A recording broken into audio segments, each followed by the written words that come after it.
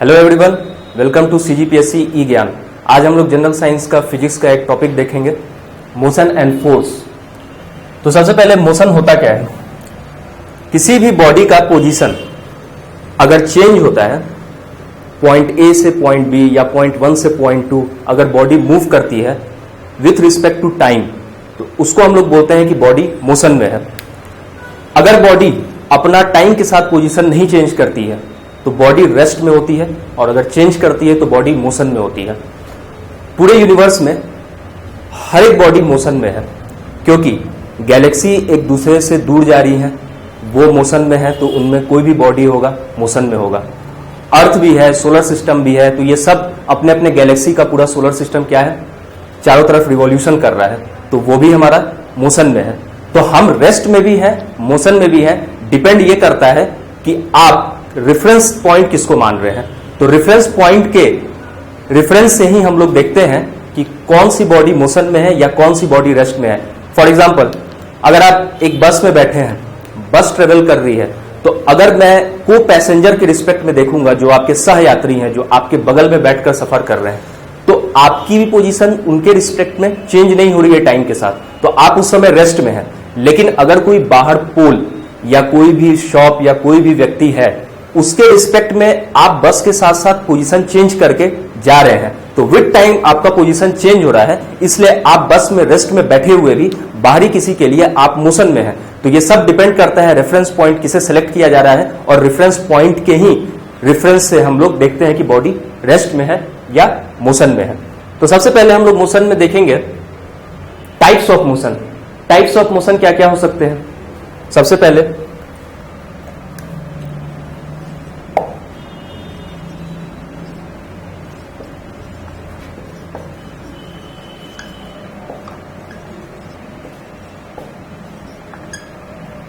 Rotatory motion. एक fan rotate कर रहा है अपने एक्सिस पे, और उसकी पोजीशन चेंज नहीं हो रही है उस पॉइंट से कहीं और पॉइंट पे, लेकिन फिर भी वो रोटेट हो रहा है अपने एक्सिस पे, तो वैसे मोशन को हम लोग रोटेटरी मोशन बोलते हैं। For example,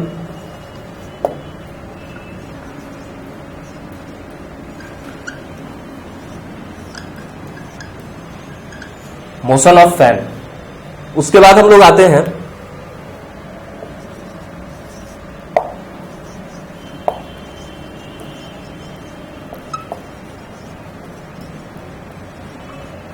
circular motion. कोई भी बॉडी अगर सर्कल पाथ को ट्रेस कर रही है तो वो सर्कुलर मोशन कहलाता है। जैसे एक बाइक है जहां पे रोड का कर्वेचर एक सर्कुलर है, तो हम लोग पूरा का पूरा कर्वेचर को रिवॉल्व करते हैं चारों तरफ, अगर बाइक से या कार से, तो वो जो मोशन हम लोग एग्जीक्यूट करेंगे वो सर्कुलर मोशन होता है। और याद रखिएगा कि सर्कुलर मोशन हमेशा अगर यूनिफॉर्म भी है तो भी वो एक्सेलरेटेड मोशन होता है।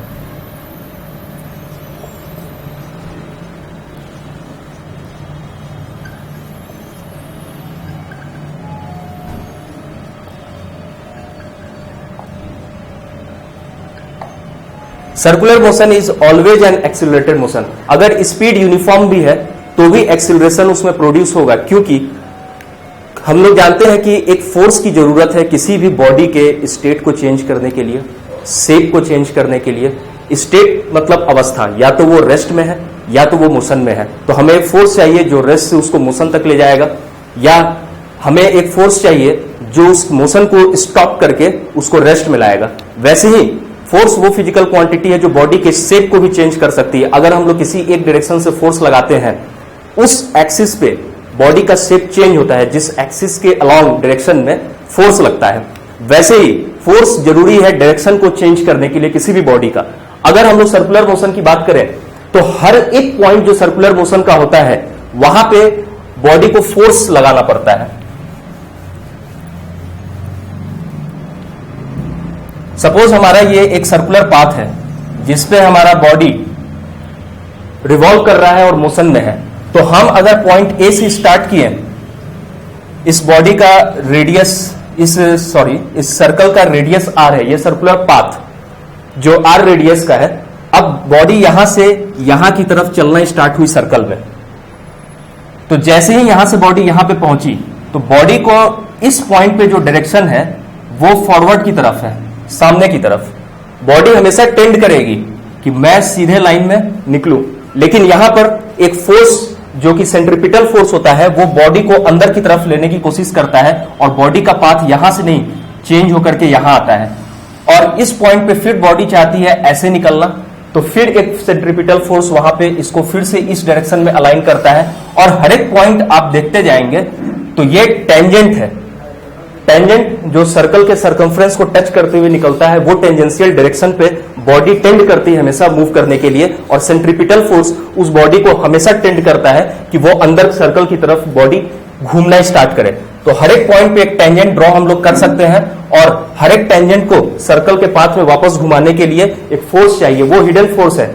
बॉडी का वेलोसिटी अगर 40 kilometre per hour uniform speed भी है तो लोग कहेंगे कि इसमें तो यूनिफॉर्म स्पीड है, एक्सेलरेशन कहां से आ सकता है? लेकिन एक्सेलरेशन आएगा, क्योंकि न्यूटन्स लॉ के हिसाब से बिना फोर्स के एक्सेलरेशन प्रोड्यूस नहीं हो सकता है, और बिना एक्सेलरेशन के बॉडी इधर अंदर की ओर घूम नहीं सकती है। तो फोर्स आएगा, बॉडी को घुमाएगा सर्कल में, डायरेक्शन टेंजेंट से चेंज करेगा सर्कल की तरफ, तो फोर्स आएगा तो एक्सेलरेशन साथ लेकर के आएगा। इसलिए circular motion is always an accelerated motion ये होता है।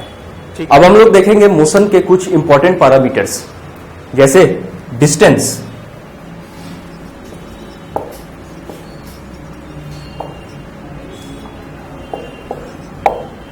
डिस्टेंस एक स्केलर क्वांटिटी होता है, मतलब इसमें सिर्फ मैग्नीट्यूड होता है और कोई भी डायरेक्शन नहीं होता है।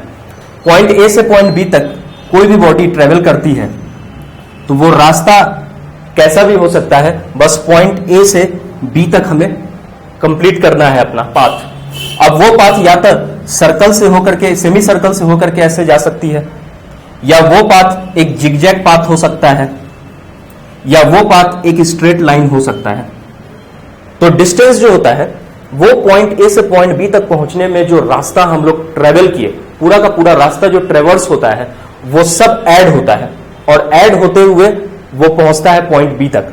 मतलब अगर मैं जिगजैग पाथ में ट्रेवल कर रहा हूं तो बॉडी पहले यहां से यहां कुछ गई, वो डिस्टेंस, प्लस उस पॉइंट से फिर इस पॉइंट पे आई, ये डिस्टेंस, प्लस इस पॉइंट से इस पॉइंट तक आई, ये डिस्टेंस, प्लस यहां से फिर इस पॉइंट तक बॉडी ट्रेवल की, प्लस यहां से बॉडी फिर यहां तक ट्रेवल की, ये सब डिस्टेंस में काउंट होगा। डिस्टेंस हमेशा सेम हो दो पॉइंट के बीच ये जरूरी नहीं है, वो डिपेंड करता है कि कौन सा पाथ आप फॉलो करके पॉइंट ए से पॉइंट बी तक जा रहे हैं। जैसे कि अभी मैं जिगजैग पाथ लिया, इसमें बहुत सारा डिस्टेंस कवर हुआ है ए से बी तक जाने के लिए, लेकिन अगर मैं ये सेमी सर्कुलर पाथ को लेता हूं यहां से यहां, तो सिर्फ इतना डिस्टेंस काउंट होगा। अगर मैं कोई और पाथ लेता तो फिर वो डिस्टेंस काउंट होता है ए से बी तक जाने के लिए। तो ये डिस्टेंस था irrespective of direction of the motion. Distance आपका सिर्फ मैग्नीट्यूड पे डिपेंड करता है, डायरेक्शन पे डिपेंड नहीं करता है, और ए से बी तक जाने के लिए चाहे जितना भी आप डिस्टेंस यूज कर ले, आपका वो डिस्टेंस में ही काउंट होगा। इसके बाद हम लोग नेक्स्ट आते हैं डिस्प्लेसमेंट। ये एक वेक्टर क्वांटिटी है।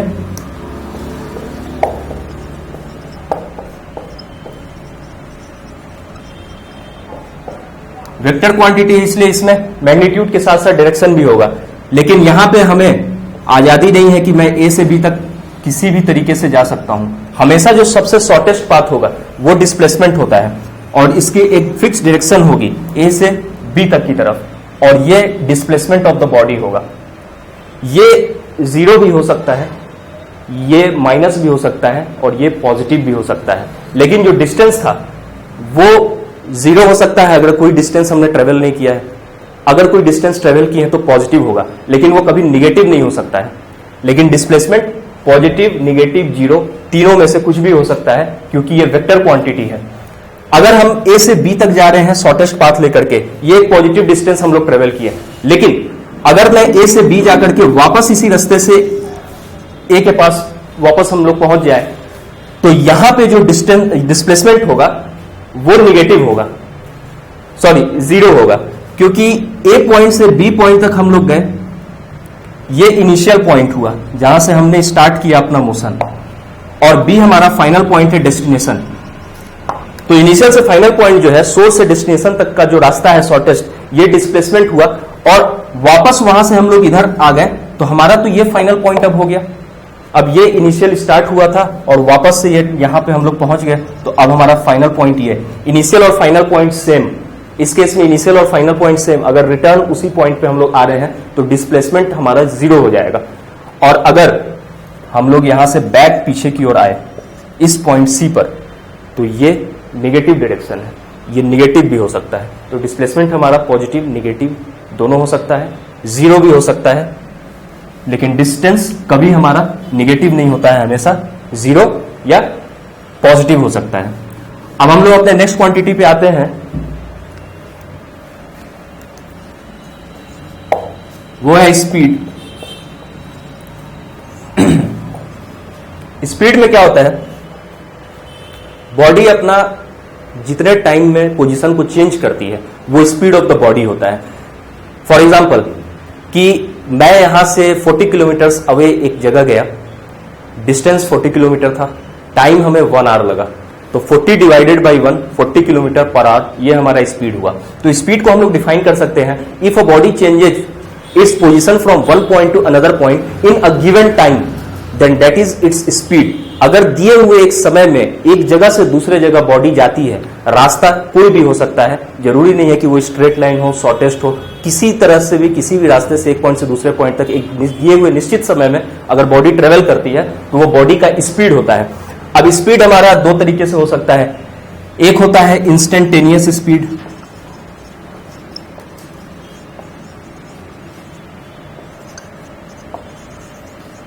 ये हमारा इंस्टेंटेनियस स्पीड। किसी भी एक पर्टिकुलर टाइम इंस्टेंट पे जो स्पीड होती है वो इंस्टेंटेनियस स्पीड होती है। जैसे आपकी बाइक या कार का जो स्पीड मीटर होता है वो हमेशा ये वाली स्पीड को बताता है, इंस्टेंटेनियस स्पीड, क्योंकि वो फिक्स जर्नी का एवरेज स्पीड नहीं बता रहा है। हर समय जो आपका मीटर है, चाहे आपका एनालॉग मीटर हो जिसमें आपका पॉइंटर होता है कांटा जो आपके स्पीड को बताता है, चाहे आपका डिजिटल मीटर हो जो डिजिट्स को डिस्प्ले करता है स्पीड बताने के लिए, कोई फर्क नहीं पड़ता, वो हमेशा इंस्टेंटेनियस स्पीड को बताता है। क्योंकि हर एक इंस्टेंट में आप अपने बाइक की स्पीड मीटर में देखेंगे तो पॉइंटर फ्लक्चुएट होता है, कांटा कभी 40 कभी 60 कभी 50 कभी उसके बीच कभी और कम, ऐसा होता है। और डिजिटल डिस्प्ले में वो और अच्छे तरीके से आपको दिखता है क्योंकि वो डिस्क्रीट वैल्यू है, कभी 45 पे जा रहा है, कभी 50 पे जा रहा है, कभी 49, कभी 51। हर बार आपकी स्पीड और एक्सीलरेशन पे डिपेंड करता है कि वहां पे पॉइंटर आपका क्या शो कर रहा है, डिजिटल डिस्प्ले में आपके डिजिट्स क्या आ रहे हैं, वो सब काउंट होता है इंस्टेंटेनियस स्पीड में। इंस्टेंटेनियस स्पीड मतलब बिल्कुल उसी टाइम इंस्टेंट पे, बिल्कुल भी टाइम का कोई गैप में हमको स्पीड या इंस्टेंटेनियस स्पीड कैलकुलेट नहीं करना है, एग्जैक्टली उसी टाइम इंस्टेंट पे जो हम लोग कैलकुलेट करते हैं वो होता है इंस्टेंटेनियस स्पीड। इसके बाद एक स्पीड हमारा होता है average speed.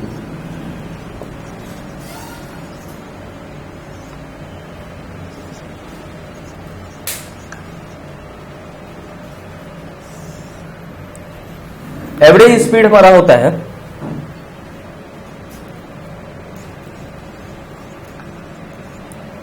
Total distance divided by total time.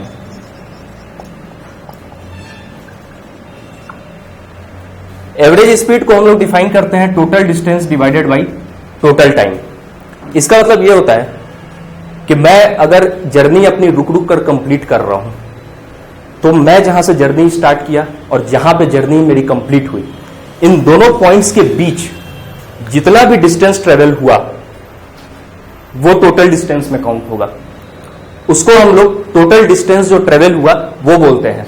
अब उस जर्नी में पॉइंट ए से पॉइंट बी तक अगर हम लोग जर्नी कंप्लीट कर रहे हैं तो जितना भी टाइम लगा, हो सकता है कि मैं वो लगातार स्पीड के साथ मैं वो लगातार ट्रेवल ना किया हूं वो पूरी की पूरी जर्नी, तो वो जर्नी अगर मैं कहीं ब्रेक करता हूं तो वो जो समय ब्रेक करने में लगा, जो ब्रेक करने के बाद मैंने रेस्ट लिया, तो वो भी हमारा टोटल टाइम में इंक्लूड होता है। इसका मतलब टोटल टाइम जो हमारा होगा, अगर मैं अलग अलग स्पीड के साथ उस पूरे जर्नी को ए से बी तक ट्रेवल किया हूं, जैसे सपोज मैं बाइक से कुछ दूर गया, फिर मैं रुका, फिर रेस्ट लेने के बाद मैं कार से गया कुछ दूर, फिर मैंने बस लिया, फिर उसके बाद मैं रुका और कुछ देर के बाद फिर मैं बाकी की जर्नी जो है ट्रेन से ट्रेवल किया या ऑटो रिक्शा या कैब में ट्रेवल किया, तो सारे जर्नी जो हमने ब्रेक कर करके ट्रेवल किया है वो सब टोटल टाइम में इंक्लूड होगा, और जितनी देर मैंने ब्रेक लिया है, रेस्ट किया है, वो भी टोटल टाइम में आएगा। तो एवरेज स्पीड का सीधा सा मतलब यह है कि आप जब ने स्टार्ट किया आपने जर्नी और जहां तक आप पहुंचे कंप्लीट किया, तो वो पूरा का पूरा जो डिस्टेंस होगा ए से बी तक या कोई भी सोर्स या डेस्टिनेशन के बीच के पॉइंट का, वो पूरा टोटल डिस्टेंस में आएगा। और जितना भी आपको टाइम लगा एक एक छोटी छोटी चीज में और ट्रेवल करने में, वो सब टोटल टाइम में आएगा। और इसको मैं डिवाइड कर दूंगा total distance by total time, तो वो हमारा आ जाएगा एवरेज स्पीड। अब जैसे इसका मैं एक एग्जांपल लेता हूं एवरेज स्पीड कैलकुलेशन का। अब हम लोग स्टार्ट करते हैं एवरेज स्पीड का एक न्यूमेरिकल, जहां पे एक ट्रेन पॉइंट ए से पॉइंट बी की तरफ जाती है जो 300 किलोमीटर लॉन्ग डिस्टेंस है। तो बीच में एक पॉइंट आता है जहां तक की जर्नी ट्रेन कवर करती है 50 किलोमीटर्स, और उसकी स्पीड रहती है उस दोनों पॉइंट के बीच ए से सी के बीच 25 किलोमीटर पर आवर। तो ये पूरे जर्नी का एवरेज स्पीड अगर हमें कैलकुलेट करना है कि होना चाहिए 75 किलोमीटर पर आवर, इसका मतलब हमारे पास टाइम सिर्फ 4 आवर्स बचेंगे। Total distance 300 kilometre divided by average speed जो मेंटेन करना है क्वेश्चन के हिसाब से, वो है 75 किलोमीटर पर आवर। तो हमारे पास जो टोटल टाइम आएगा वो आएगा 4 आवर्स। 4 आवर्स में यहां पे 2 आवर्स कंप्लीट हो चुके हैं। 50 divided by 25 distance upon speed, ये 2 आवर्स टाइम यहां पे कंप्लीट हो गया है। और हमें 75 किलोमीटर पर आवर का एवरेज स्पीड मेंटेन करने के लिए सिर्फ 4 आवर्स टाइम मिलेगा। इसलिए हम लोग 300 divided by 75 that is equal to 4 hours हमारे पास टाइम आया, जिसमें से कि 2 आवर्स ऑलरेडी इलेप्स्ड हो चुका है, खत्म हो चुका है यहां से यहां तक में। तो बाकी की जर्नी कितने स्पीड से कवर करना होगा ताकि 75 किलोमीटर पर आवर का हमारा एवरेज स्पीड पूरे जर्नी का मेंटेन हो जाए। तो बाकी का जर्नी जो बचता है वो हमारा 250 किलोमीटर बचता है। 300 माइनस 50 जो ऑलरेडी कंप्लीट हो चुका है, बचा 250 किलोमीटर डिवाइडेड बाई टाइम हमारे पास 2 आवर्स यहां से यहां तक में कंप्लीट हो चुका है। तो अब हमारे पास जो रिमेनिंग 2 आवर्स बचे वो 2 आवर्स से यहां डिवाइड होगा। तो remaining journey must be completed in 250 upon 2 that is 125 kilometre per hour.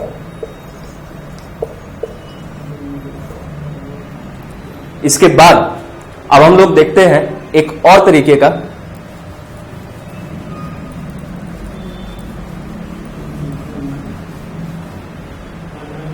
Suppose एक बॉडी ट्रेवल कर रही है पॉइंट ए से पॉइंट बी तक, x किलोमीटर डिस्टेंस है। जिस स्पीड से वो ऑनवर्ड जर्नी ट्रेवल कर रही है, मतलब पॉइंट ए से पॉइंट बी तक, वो स्पीड अगर हम लोग सपोज करते हैं कि s1 है, और वापस पॉइंट बी से पॉइंट ए तक वो बॉडी आ रही है रिटर्न जर्नी, वो रहेगा स्पीड s2 से। But distance will be same in both the cases, onward journey और रिटर्न जर्नी दोनों x किलोमीटर जाने में और रिटर्न आने में x किलोमीटर। तो यहां से एवरेज स्पीड हम लोग कैलकुलेट करेंगे, ए टू बी ट्रेवल करने में x किलोमीटर और रिटर्न आने में x that is 2x divided by ये टोटल डिस्टेंस हो गया। अब हमको टोटल टाइम चाहिए। टोटल टाइम क्या लगेगा जाने में, x kilometre upon speed s1 जो था जाने का, प्लस रिटर्न जर्नी में s2 की स्पीड के साथ हम लोग वापस आए, तो फिर रिटर्न जर्नी में x kilometre distance covered in by speed s2। तो ये हमारा एवरेज स्पीड का कैलकुलेशन होगा 2x upon x upon s1 plus x upon s2। ये हमारा मेन डिनोमिनेटर है। इसके ऊपर हमारा 2x टोटल डिस्टेंस को डिनोट कर रहा है, और जो नीचे है वो फ्रैक्शन के टर्म्स में है denominator already, x upon s1 plus x upon s2, जो onward journey with speed s1 plus return journey with speed s2, ये दोनों।